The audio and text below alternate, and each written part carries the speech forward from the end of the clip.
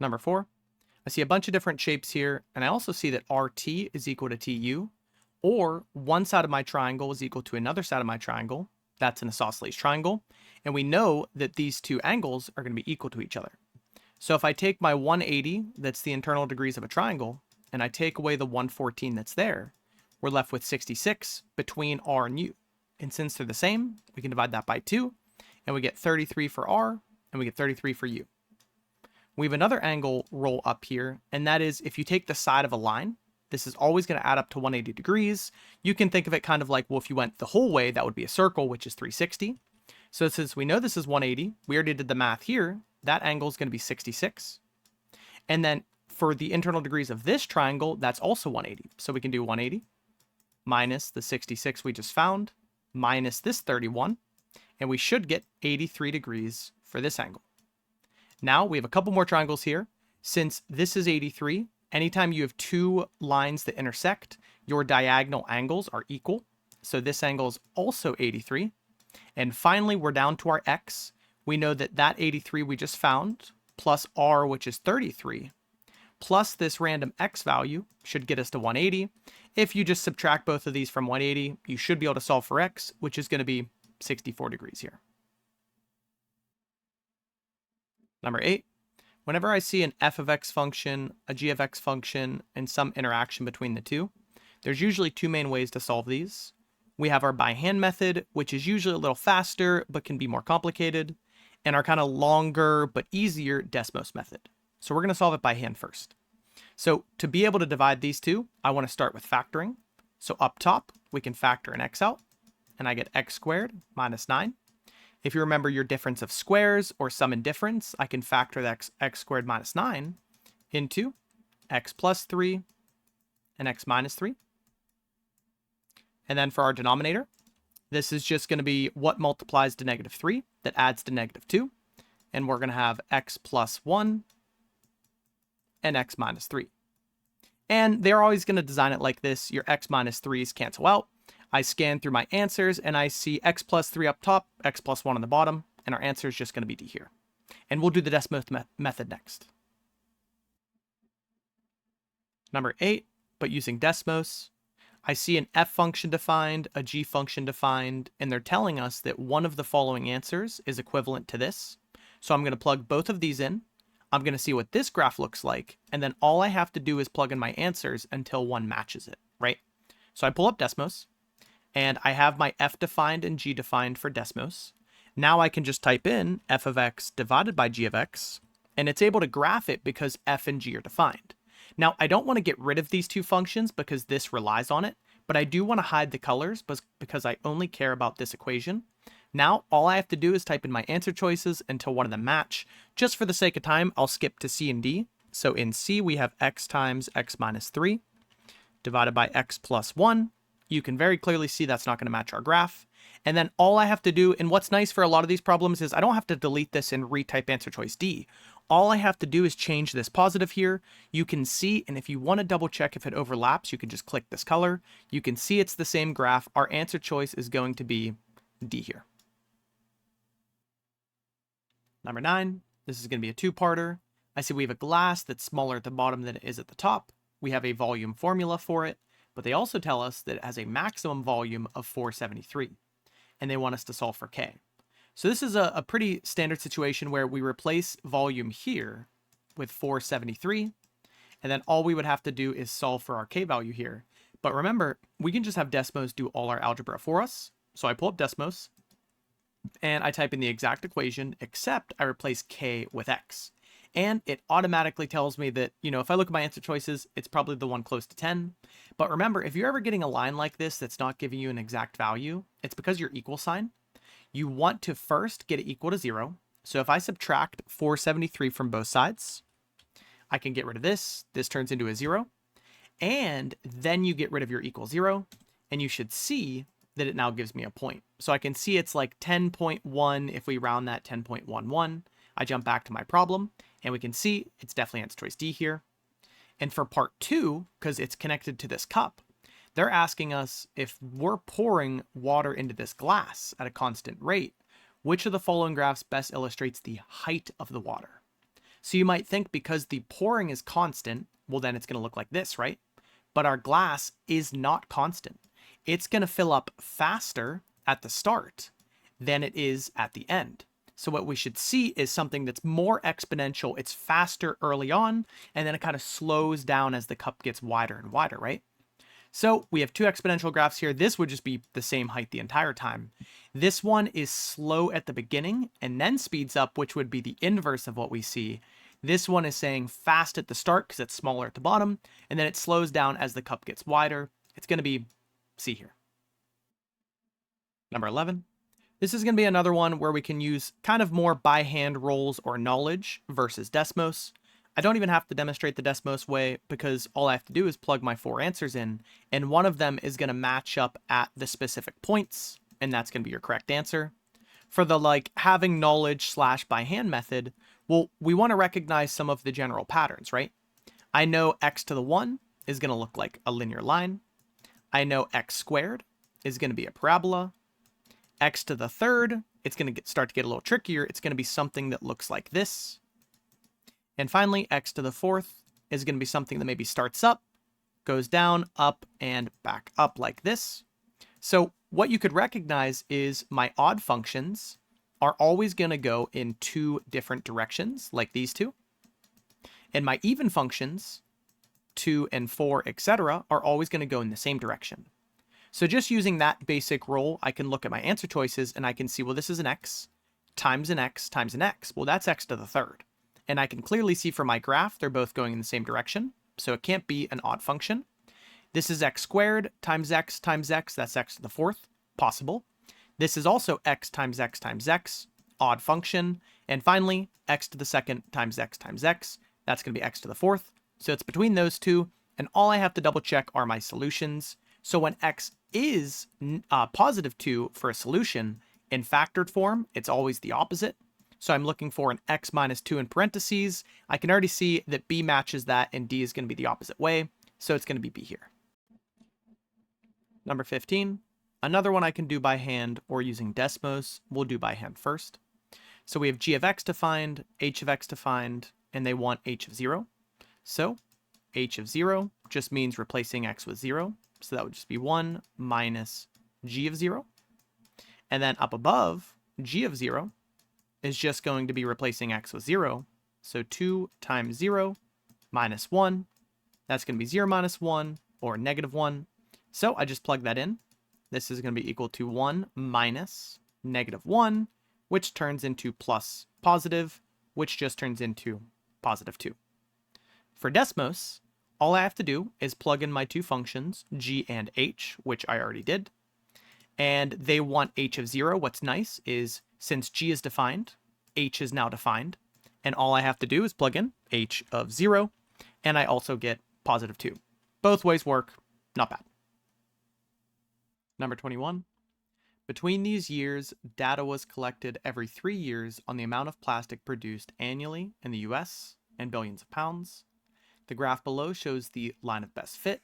The equation of the line is, we have a slope of 3.39 and a y-intercept of 46.89, where x is years since 1985. That's going to be like our y-intercept, our start. And y is the amount of plastic produced annually. So in the actual question, they say our best interpretation of our slope of our line. So a little thing to mention here, the slope of your line, the units for your slope are always going to be the units of your y. And let's kind of, ensure why. So when x is equal to 0, we have 46.89 billions of pounds of plastic produced, right?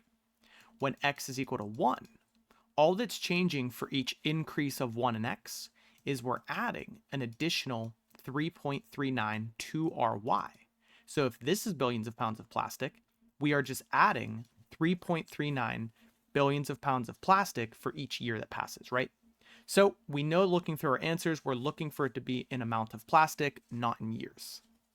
So in A, the amount of plastic, good start, produced in the US during 1985. We're starting at 1985. A is actually describing our y-intercept, not our slope. In B, the number of years it took already going to be wrong. That's describing x, not our slope. In C, the average annual plastic production in billions of pounds in the US from 1985 to 2003. Now that sounds like a good answer, but let's think about what that's saying. If we're starting, just to kind of oversimplify this, let's call this starting at 50, and let's say we're ending at 110. My actual average plastic production per year over the course of this time period would just be finding the middle. So our middle between these would be 80. So my answer to C would be 80 billion pounds of plastic per year. Well, that doesn't look like our slope, right? And it becomes much easier when we contrast it with a different answer. Our slope isn't the average per year produced. Our slope is the average increase per year. So each 1 year that passes, we increase our production of plastic by 3.39. D is going to be our answer, the average increase, not just the overall average, which is actually our Y. Number 20, I see a circle with center A and angle X. They tell us the arc of BC is going to be 2/5 of our overall circumference. What is the value of X? So this is just a little reminder that the ratio or the percentage of our circumference is going to be equal to the ratio or percentage of our area is equal to the ratio or the percentage of our angle. So what that means is if this is 2/5 of our circumference, it should be 2/5 of our area or 2/5 of our overall angle. All you have to do is remember that our circle is out of 360 degrees. So 2/5 of 360 should get us 144 degrees here. And that's it for X. Number 23, I see a standard exponential function with 1800 being our y-intercept, and it's increasing by 2% every t. This models the number of members, M, of a gym t years after the gym opens. Of the following, which equation models the number of members of the gym, Q quarter years after the gym opens? So there's going to be a really easy way to view this. So our only difference is our input up above is years. So if I put 1 in, that's after 1 year. And down below, it's Q quarter years. So if I plug in 1, that's how many members after 1/4 of a year has passed. Well, there's an easy way to rectify that. You want to find almost like your common denominator, right? What number can I plug in up above, and what different number can I plug in down below that should both get me the same result? Up above, easy. I'm going to plug in 1 because that represents 1 year. What could I plug in for quarter years to get me 1 year? And that's going to be 4. So when I plug in 4 down below, it should get me the same equation that plugging in 1 up above does. They were a little bit generous here because in answer choice A, when I plug in 4 for Q, I get 4 over 4. That gives me an exponent of 1. When I plug in 1 up above, I get an exponent of 1, and they both are 1800 times 1.02. My answer right off the bat is going to be A here. Number 24. For the finale of a TV show, viewers could use either social media or a text message to vote for their favorite of 2 contestants. The contestants receiving more than 50% of the vote won. An estimated 10% of viewers voted, and 30% of the votes were cast on social media. So let's pause here and start organizing. We have votes through social media, texting, and then we have votes for contestant 1 and contestant 2. So they just told us that 30% of our total votes went through social media, which means 70% went through text messages. And next they tell us that contestant 2 earned 70% of the social media votes. So we can kind of branch this off into, well, if they got 70%, that means contestant 1 got 30%. So 1 and 2. And then for the text messages, let's see. They tell us that contestant 2 earned 40% of the text message votes. So again, we can branch this out into 40. And that would be the remaining 60 going to contestant 1, because contestant 2 got 40%. Now to do our math here, so over to the right, we're going to try to start to organize this. So for contestant 1, they got 30% of the 30% of social media vote.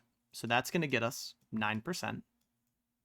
They also got 30%, or oops, they got 60% of the 70% of the text message votes. So that gets us 42%. So we can already see who the winner is. That's going to add up to 0.51. But just to make sure that our math checks out, let's make sure it works for contestant 2. Contestant 2 got 70% of the 30. So 0.7 times the 0.3. That's going to get us 21%. And then finally, they got 40% of the 70% for text messages. So 40 times the 70. That gets us 0.28. And there it is. That's the 0.49. So we got our total for these two. You technically don't need this to answer our question. I just think that this math is really useful, being able to kind of branch out like our probabilities. So we have our two totals. We can see contestant 1's the winner. Let's check our answers. Based on this, which of the following is an accurate conclusion? In A, if all viewers had voted, contestant 2 would have won. Well, from our sample, it seems like contestant 1 is the winner, so I don't know why more people voting would make the person that lost win. For B, viewers voting by social media were more likely to be younger, didn't say anything about age. In C, if all viewers who voted had voted by social media instead of by text message, contestant 2 would have won. Well, that's not true, because if I voted for contestant 1 through text message, all because I'm jumping onto social media doesn't mean I'm going to magically vote for contestant 2. My vote would most likely, we would assume, would stay the same. So I don't think that's true either. And in D, viewers voting by social media were more likely to prefer contestant 2 than were viewers voting by text message. That is actually true according to our sample. It's just going to be D here. All the fun math we did down below was just in case they were asking for something different. That's it.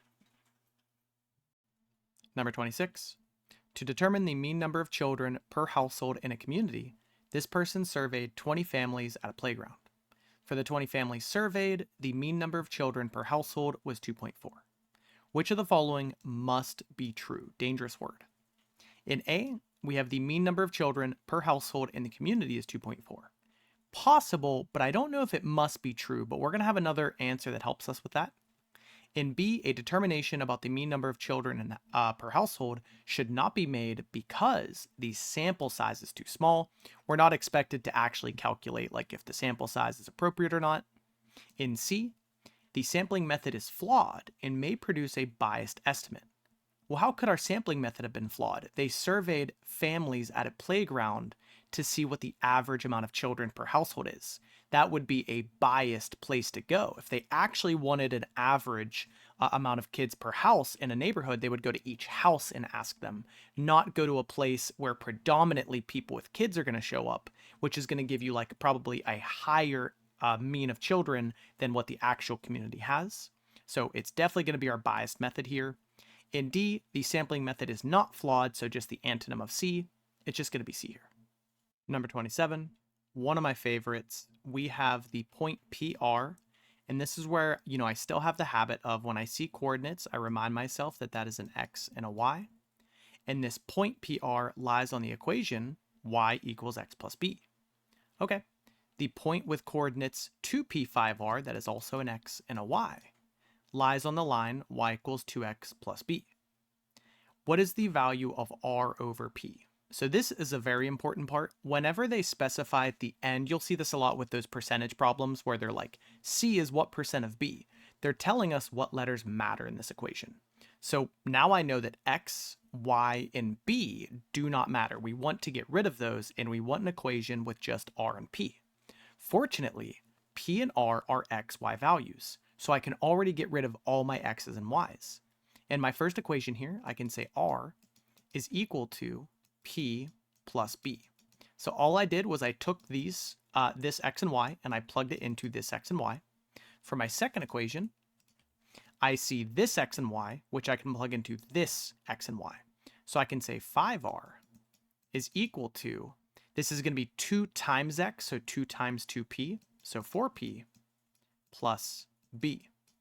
And then there's multiple ways you can do this. I like doing elimination. Since B doesn't matter, we don't want it in our final equation. We could just multiply this entire equation by a negative. So negative R, negative P, negative B, and add them together. So that's going to get us 4R equals 3P.